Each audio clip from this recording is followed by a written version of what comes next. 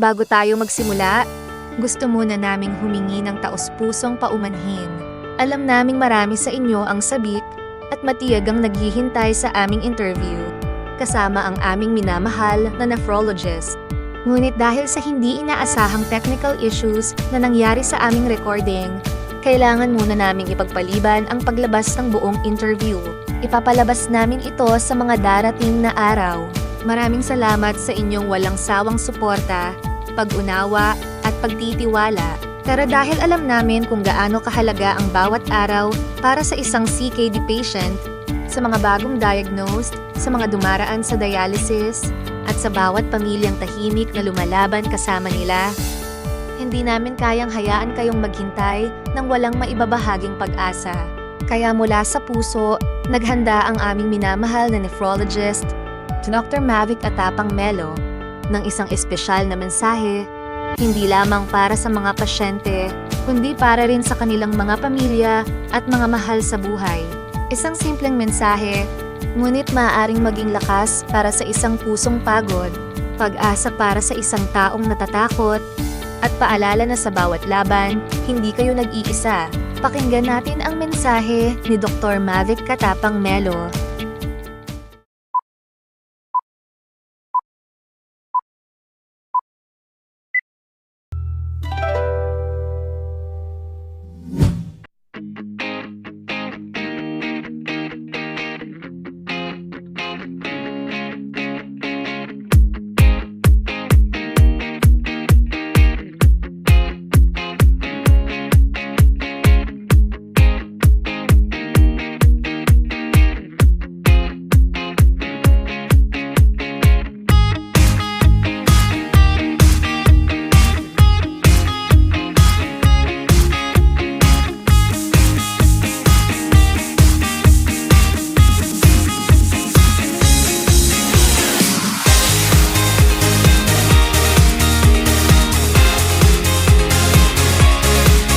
Pwede po ba kayo magbigay ng message para sa mga na-diagnose na ng CKD at saka doon sa hindi pa po siya na-diagnose pero hindi pa po nila alam na meron na silang CKD at po sa mga nagdadaya. Sa mga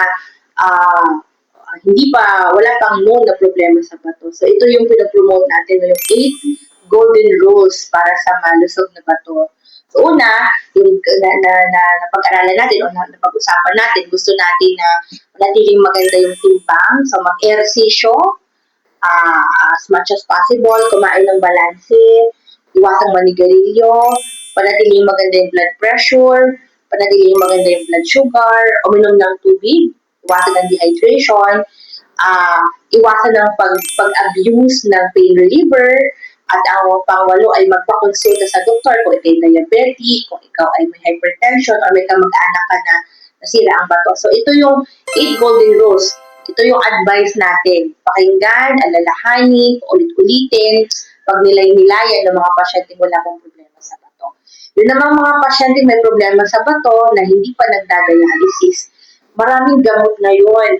Ang tawag namin ay based sa mga guideline, directed medical therapy, lalo na sa mga diabetic kidney disease, na ang goal is to slow down the progression of kidney disease. So the earlier na makuha natin na may diagnosis ka na problema sa kidney, the earlier na mabigay natin yung mga gamot, may better chance na ma-slow down natin yung pagkasira ng bato. So yung sinasabi natin, marami ng medicine ngayon that can reduce or slow down the progression of kidney disease. Kailangan nyo lang makausap yung mga doktor. At ang huli sa mga nagdadialysis, very important na syempre tanggapin natin yung acceptance na kailangan natin na talaga mag-dialysis, acceptance na ang disease ay nandito na, pero also yung challenge na to rise above it, to do something about it, to work with your family, kasi syempre ang chronic kidney disease, ito ay lagi namin sinasabi family disease. Oo nga po. Yun ang nakakahalaga, yung suporta ng inyong pamilya. Yes.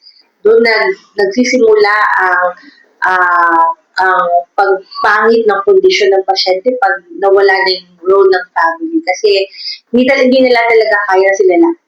may PhilHealth man yan, hindi naman doon natatapos yung mga hirap-hirap ng paghinga at yung kaunti mong pag-haplos ng likod sa gabi, yung pag-offer ng pagkain pag hindi sila makakilos. Napakalaki ng role ng family sa mga pasyente nagdadialysis. At lagi din namin kasama ang mga relative para sila din ay palalahanan kasi minsan yung mga relative hindi na nila inaalaga yung sarili nila, no? So focus naman sila dun sa mga pasyente nagdadialysis. So lagi natin sinasabi na sila din kung may mga nararamdaman, kailangan magpa-check up kasi ang lakas ng isang nagdadialysis ay nakasalalay sa lakas ng mga nag-aalaga. So kung mga nag-aalaga ay magsakit din, anong mangyayari doon sa pasyente nagdadialysis? Wala nang tutulong. So ang challenge natin would be alisin natin yung stigma na pag ikaw ay nagdadialysis na, wala nang chance. So you always look for a way para mag-rise above dun sa mga challenges ng health mo. To look further, baka may options pa. Kung katulad ni Frey, lagi nagtatanong, Dok, ano pa po ba? Kaya pa po ba ako? Magpa-check up pa po kaya ako? Katulad ng paghina ng puso noon, nag-improve ngayon dahil sa medication. Yung sinasabi natin na may mga gamot tayo na tumutulong para mag-improve yung kondisyon at naayos natin at baka maging magandang candidate din for kidney transplant. So, wag nating i-stack yung sarili natin sa isang diagnosis. So, huwag kang magpapatali sa o magpapakulong sa box na CKD lang ako, wala na siguro mangyayari, ito na siguro ako. So, you rise above it and you do something about kung ano pa yung pwedeng mag-improve ng quality ng life. I always appreciate yung mga family, yung relative na 100% yung support sa mga nagdadialysis. Kasi alam ko hindi madali. No? Hindi lang siguro yung financial. Ang financial mahahanap, pero yung emotional, yung pag-share ng burden ng mga nasa dialysis, hindi talaga siya madali kasi yung mga simpleng hapo, yung simpleng mabigat na pakiramdam, yung simpleng hilo, lahat yan ay malaki ang role ng touch, ng comforting words. So, ito yung maging patient sa kanila. Hindi mo naman kailangan na maging yung, kumbaga, magbigay lagi ng malaking pera. Pero yung kung ikaw ay walang kakayahang pinansyal, yung emosyonal, yung moral, no? Mas mahalaga po yun. Mas mahalaga na kapag nagre-reklamo sa'yo na, ang sakit ng ulo ko, ang sakit ng katawan ko, pakinggan mo lang. Hindi mo naman kailangan gamutin. Hindi mo naman kailangan ibahin yung sinasabi niya. You just touch. Ano ba, bigyan mo ng warm compress, sagudin mo yung likod, o ano ba gusto mong kainin. Yung mga simple things would help. And hindi rin naman natin maaalis ang tinatawag nating caregiver fatigue. Napapagod din sila. Kaya nga family. So, pag si isa, medyo pagod na ako ngayon, o ikaw naman ang bahala kay mami, ikaw naman ang umano sa kanya para makahinga-hinga ako, makapag-relax naman ako para makapag-recharge ng aking emotion, then next time ako naman. Kaya family decision. So, very important yung dynamic ng family. May isang tumutulong financially, may isang available lagi morally and emotionally para tumulong. Kasi, lagi ko din naman sinasabi, kung nagkapalitan naman siguro kayo ng kondisyon, ikaw naman ang walang problema sa bato at ikaw naman may problema sa bato, siguro, ganun din yung gagawin ng pasyente dun sa kanyang pag nagkapalitan kayo ng role. Diba? So, kung ikaw naman ang malakas at ito naman ang mahina, edi malamang ikaw naman ang gagawa ng lahat para i-comfort at tulungan siya. So, nagkataon lang sa sitwasyon na yon, sa panahon ito ang may sakit. So, malaki ang tulong, hindi lang financial, hindi na lagi ko sinasabi. Hindi nyo po kailangang magbigay ng malaking pera sa kanya para po tulungan nyo siya. Ang kailangan po niya lalo ay yung time at yung yung emotion and moral support kasi mahirap talaga yung pag mga pasyenteng nasa dialysis. Pareho yan, hemo, peritoneal, and kidney transplantation.